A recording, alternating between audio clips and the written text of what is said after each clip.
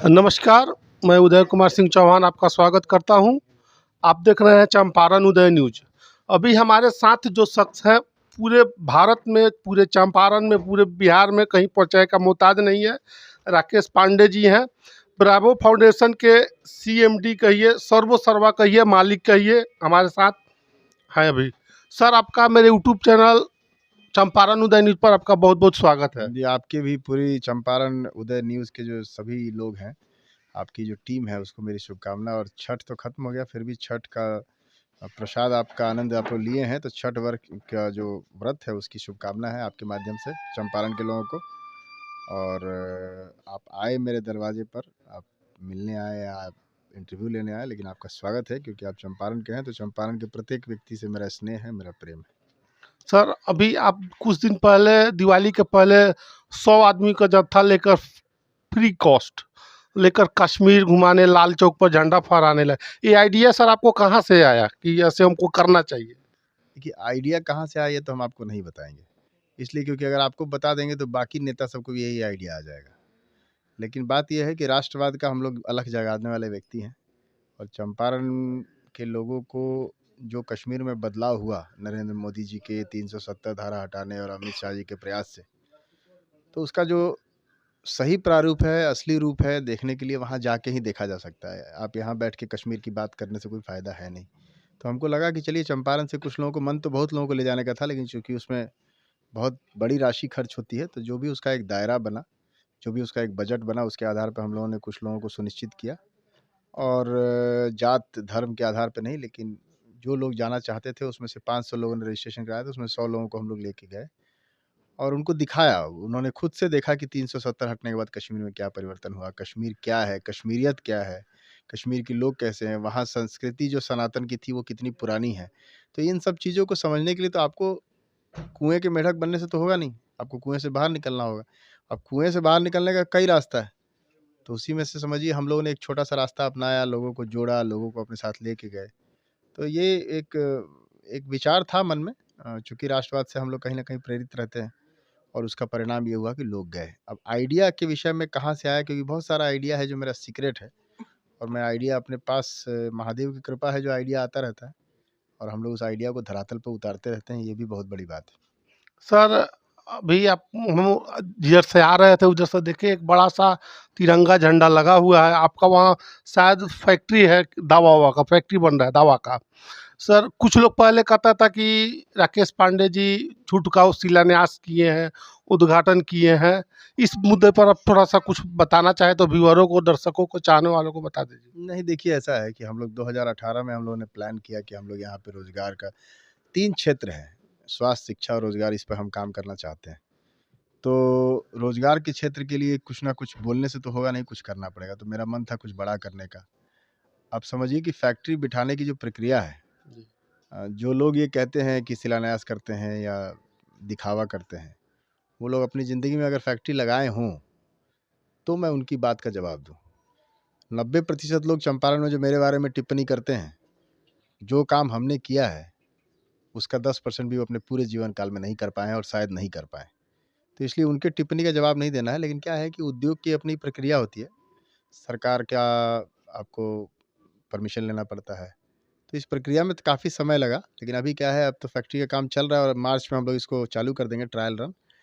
तो चूँकि फैक्ट्री जो है एक सनातनी और एक भारतीय व्यक्ति का है, उस पर आधिपत्य मेरा है, तो इसलिए हम लोगों ने 15 अगस्त को जिले के लगभग सभी मुखिया लोगों को, जनप्रतिनिधि, सरपंच लोगों को बुलाया था, और झंडोत्तोलन का एक 111 फुट का जो तिरंगा झंडा है, वो मोदी जी का जो आह्वान रहा है, तो हम लोगों ने तिरंगा झंडा फहराया। और अच्छा भी लगता है, आप लोग भी देखते होंगे तो दूर से दिखता है, तो आपके जो आसपास के लोग हैं उनको भी प्रेरणा मिलती है राष्ट्रवाद के लिए और अपने तिरंगे के सम्मान के लिए। सर, राकेश पांडे जी मोतिहारी पूर्वी चंपारण से कभी चुनाव लड़ सकते हैं? देखिए, अब इसमें भविष्य में क्या-क्या हो सकता है, आप आज से 10 साल नहीं, पहले, तैयारी से देख नहीं, के नहीं, लगता नहीं, है। नहीं, तैयारी तो, अगर हर व्यक्ति चुनाव लड़ने वाला अगर उद्योग लगा के तैयारी कर रहा है, तब तो बिल्कुल हर एक उद्योगपति को चुनाव लड़ना चाहिए।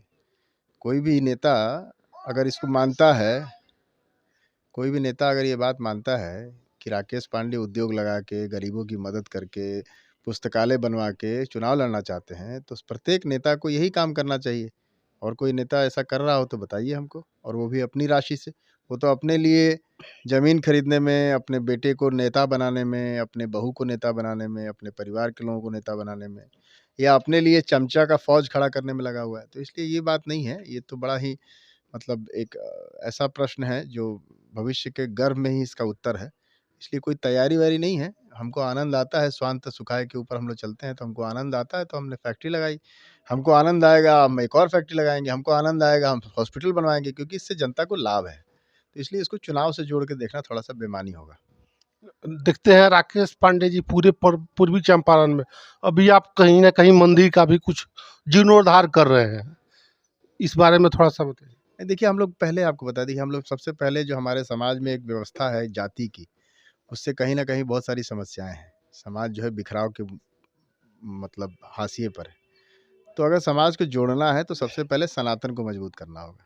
और हम लोग किसी भी जाति से होने से पहले हम लोग सनातनी हैं। तो अगर सनातनी हैं, हिंदू हैं, भारतीय हैं, तो उस हिसाब से देखा जाए तो मतलब मैं भी सनातन का प्रचार-प्रसार में विश्वास रखता हूँ। और सनातन का प्रचार-प्रसार करना है तो सनातन से जुड़ी हुई संस्थाओं का भी विकास करना होगा। तो इसलिए जो पुराने मंदिर हैं उनमें प्रयास करता हूँ कि उन मंदिरों के लिए कुछ न कुछ का अपना योगदान दे सकूँ। उसी संदर्भ में ये सब होता रहता है।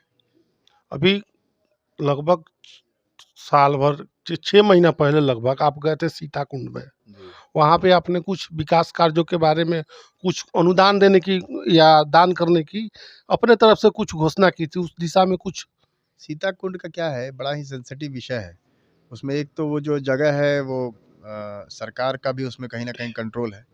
और हम लोग चाहते थे कि जो सीताकुंड है उसका बड़ा ही पौराणिक अपना इतिहास रहा है और लोगों से जुड़ाव भी रहा है। तो उसका जो सीताकुंड है वो लगभग लुप्त सा हो गया है। उसमें बहुत मिट्टी और गाद जमा हो गई है। तो हम लोग का ये प्रयास है कि आने वाले समय में उस सीताकुंड को ऐसा बनाया जाए कि दर्शनीय स्थल हो जाए, और जो आस-पास के लोग हैं या जो लोग वहाँ श्रद्धा से या आस्था से जाते हैं, उनको कुछ जो बेसिक सुविधाएँ हैं, मूलभूत सुविधाएँ हैं, वो भी उपलब्ध हो सके। तो उस दिशा में काम हो रहा है। चूँकि देखिए, हमारा कोई सरकार का बजट या फंड तो होता नहीं है। मेरा स्वैच्छिक धन है और मेरा खुद से कमाया हुआ धन है। तो उसको खर्च करना, कब करना, कैसे करना, इस पर तो मेरा अधिकार है। लेकिन अभी तक जो हम लोगों ने चंपारण में बोला है, लगभग शत-प्रतिशत उन सब कामों को किया है। तो इस काम को भी हम लोग जल्दी ही पूरा कर लेंगे। अच्छा, एक चीज़ और बता दीजिए राकेश पांडे जी, अभी आप कभी देखते हैं भारत में रहते हैं, कभी विदेश में रहते हैं, समय को कैसे मैनेज करते हैं और इतने तरोताज़ा कैसे रहते हैं?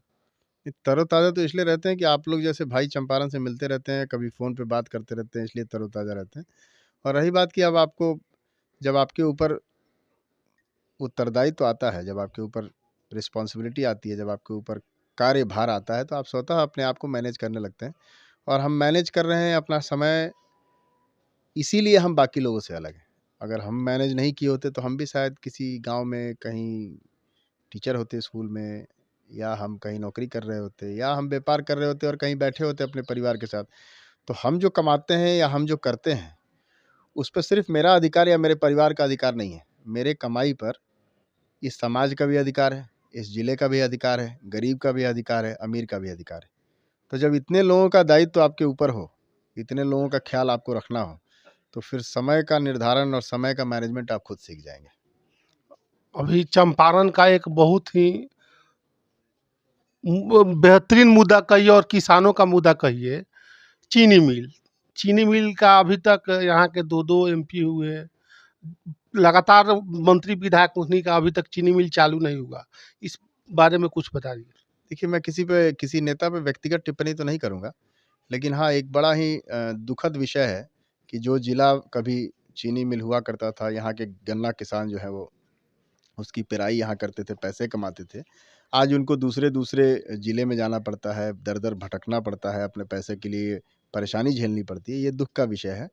रही बात कि जो जनप्रतिनिधियों का दायित्व था, उन लोगों ने इस सच पूछिए तो चीनी मिल का मुद्दा उठा के कई लोग सड़क छाप से विधायक बन गए और कई लोग अपने आप को सांसद बना गए। तो ये चीनी मिल का जो मुद्दा है, ये मुख्य रूप से देखा जाए तो राजनीतिकरण इसका ज़्यादा हुआ और वास्तविकता में धरातल पर कुछ काम हुआ नहीं। अब ये हम लोग ये आशा करते हैं कि आने वाले समय में भविष्य में कहीं न कहीं कुछ अच्छे लोग आएँ और कम से कम जो पुराना बंद हो गया, नहीं चला सकते हैं, तो कोई नया चीनी का उद्योग बिठाएँ या उससे मिलता-जुलता किसानों से प्रेरित होकर जो औद्योगिक क्षेत्र है, जो उनसे कहीं न कहीं परोक्ष या अपरोक्ष रूप से जुड़ाव है जिस औद्योगीकरण का, उस क्षेत्र में कोई न कोई औद्योगिक व्यवस्था को कायम करने की कोशिश करेंगे।